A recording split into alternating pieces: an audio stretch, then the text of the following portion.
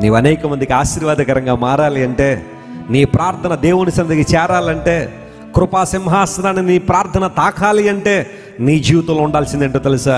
క్రీస్తు ప్రభుతో ఒక వ్యక్తిగత సంబంధం.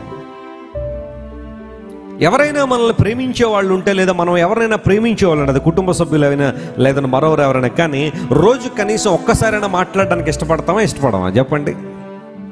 ఒకసారి ఏంటంటే వెసిలి గారు, ఎన్నిసార్లు అయినా మాట్లాడడానికి ఇష్టపడతామండి. ఒక తల్లి అంటే ప్రేమ ఉన్నవాడు ప్రతిరోజు తల్లికి ఏదో సమయంలో ఏం చేస్తారు చెప్పండి? ఫోన్ చేస్తారు. భార్య అంటే ప్రేమ ఉన్నవాళ్ళు రోజుకి ఒకసారైనా ఆమెతో మాట్లాడాలని, ఒకళ్ళు దూరంగా ఉన్నా సరే ఫోన్లో అనే సరే మాట్లాడాలనే ఆలోచన ఉంటుంది. కొంతమంది ఉంటారనుకోండి, ఇల్లు వదిలేసి వెళ్ళిపోయారంటే ఇక భార్య ఎలా ఉందో, పిల్లలు ఎలా ఉన్నారో, ఎవరు ఏం పాటలు పడతారో ఏం పట్టించుకునే వాళ్ళు కూడా కొంతమంది ఉంటారు. వాళ్ళ గురించి నేను మాట్లాడడంలా.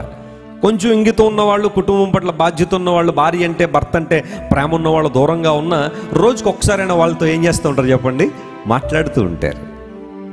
వ్యక్తిగత సంబంధం నువ్వు దేవునితో కలిగి ఉన్నావు అనడానికి ఒక సూచన ఏంటి అంటే, ఒక నిదర్శనం ఏంటంటే, దేవునితో మాట్లాడడానికి తహతలాడుతూ ఉంటావు, ఆయనతో సంభాషించడానికి పరుగులు పెడతా ఉంటావు. ప్రార్థన అన్నా దేవుని వాక్యం అన్నా నీకు చాలా ఇష్టంగా అనిపిస్తాయి, కష్టంగా అనిపించవు. కష్టంగా అనిపిస్తున్నాయి అంటే నువ్వు దేవునితో సహవాసంలో లేవన్నమాట.